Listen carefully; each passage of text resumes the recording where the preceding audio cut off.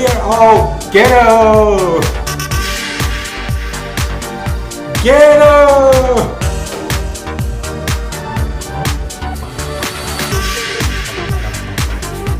Ghetto. We are all ghetto. What do I mean with that? Well, it's 2022. The pandemic is like old news because it's been 2 years of pandemic and like it's old news. And so what's your conclusion about the whole thing? My conclusion is that we are all ghetto. I believe the internet has created some sort of sense of powership that all of us created. And now, after 2 years of pandemic, we're kind of moving back to what life used to be before social media. We're more grounded, we're more local, we're more face-to-face people, and then we have the online shopping. So the internet today is just online shopping. So when you go online, it's to shop something. So not that different than what TV used to be. So social media and everything has become so commercial now. That's just like watching TVs, commercials, advertising, shopping. You don't feel much part of it. So as it used to be before the pandemic. So what conclusion do you have from that? Was that real? All the participation, because we would be online and chatting to all those people and all those groups and all those platforms and chatting and expressing our opinion, believing we are super important.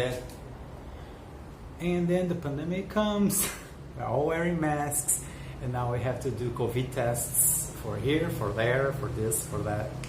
So my conclusion is that we are ghetto. We've just fantasized a lot of power that the internet created, but it was a bubble. We're not really that powerful.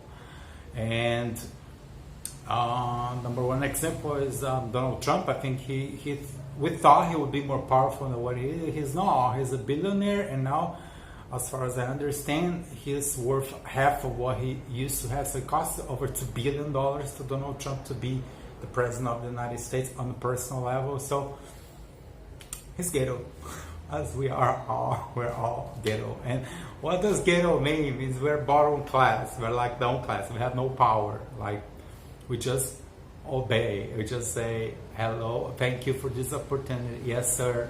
No, madam. Okay, I agree.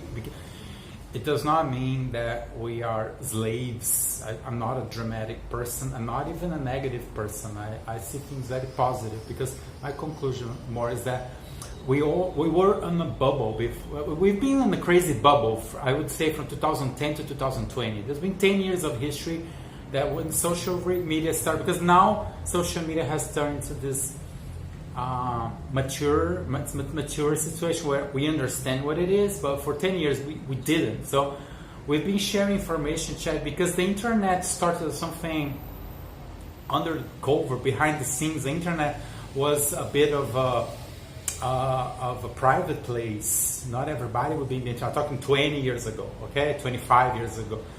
Then there's this conversion. Now the internet is mainstream. So internet's back to what media used to be before. So it's like, but then is when I go from assuming we were very important to what we are today. Is like, okay, we're just ghetto. We've been wasting a lot of time on those forums, on those groups, on Twitter and everything, and talking and protesting and assuming that our opinions were very important. And they're not. And they're not, actually. They're just not important. Like, they maybe have been used as maybe some reference for powerful people to create their speeches, what they want to talk, to check what people are interested to talk about. It's like walking on the street and listening to people talk. So every time we would be expressing your opinions on the internet, you were either working for free for the platforms, or you were like chatting on the street, like to nobody. So you're not really building anything, and you're not going anywhere. It's just wasting your time. And I know, because I've been there. Okay, so I'm not saying I'm better. I wish I knew this in advance. I have saved a lot of time. Okay, And what else? Oh, another thing. Okay, so now the pandemic is old news. Now we're back to this new normal, which is not really a lot of a difference with. I mean, I wouldn't call this a new normal, but what is new is that now the COVID passport, the COVID this, the COVID that, it's mostly like our body are now part of the tax structure of the world. So if you think about it, when do you need a green pass? When do you need a COVID test? Is when you're going to do some sort of economical activity. So it is directly related to your income. So you're just paying a new fee or a tax. The same way when you drive. So usually all those taxes, they go with the transportation. So it's tax. So now it comes to tax. So you need to do the COVID test and pass, but it's your body. So it's something like, remember when you used to renew the license of your car and you would go through the test, you'll be praying that your car is fine, that it's going to go through the test. Same thing now with the COVID test. So now we do have to do the COVID test and test negative. They just created a new way to tax now our bodies. Now this has a value. Our bodies has a value. We can't pay. It is what it is. What else? I think the Western world is still in power. There are a lot of rumors that the Western world could collapse and go down. I think we're still in power because it is more than just having money or not. I think we have an energy on us that the whole world follows. I don't think China is ruling us on that aspect. I think I always knew this. Nothing has changed. There was this thing when the virus comes from China, that China has big power. It's not. It's Bill Gates. And Bill Gates is American, Western, and all the rules come from Switzerland, the World Health Organization, the United Nations. It seems to me that this has been the first big tentative to establish this global world one world power. So they succeed very well. And now every country has less and less autonomy, and we include the United States and the European Union. So it's all global power, and that's the big change. Our body now is taxable, and it is what it is. Is this bad or good? I don't think it is that bad. Because people complain a lot of things and about a lot of things, and the war is not that bad. As the war has been in way worse shape than it was like hundreds of years ago. So it's not really, things are not that bad today, but we should move back a bit to the 90s. The 90s life was fine. I think we are coming back because the number one difference is the internet, and everybody's sick of the internet. It's too much internet.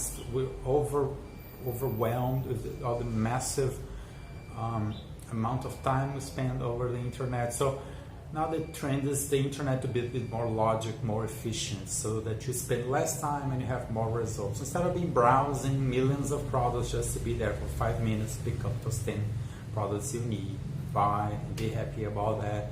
And instead of watching 100 videos and things and then being popular, I mean that's the trend. So it's becoming more mature, more realistic.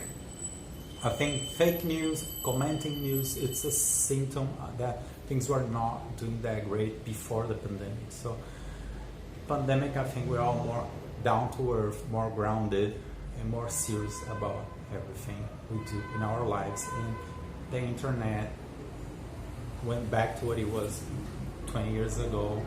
The bubble has exploded. Do you understand what I'm saying? I can do another video explaining this clearly. Because I'm saying it has exploded not as a business, and now it's going more functional. It's going back to what TV used to be. It's an interactive TV. But this past 10 years, they have been very crazy. That people were fantasizing way more than what it is. Now it's a bit more realistic. A lot of people have tried, a lot of people have done, a lot of people have tested. a lot of regulations have come, and it's, okay, so that's what the internet works for. Okay, so greetings from Argentina. I'm still here, and yes, we're all ghetto. So let's celebrate. Ghetto. Are you ghetto? I am ghetto. We're all ghetto. Are you Bill Gates? No, so you ghetto. Are you who else? Jeff Bezos? No, you ghetto. Are you not Zuckerberg? No, okay, so you are ghetto. All right. That's the lesson we all have to learn from this 2-year pandemic time. Okay, greetings, cheers. Ghetto, ghetto. We are all ghetto.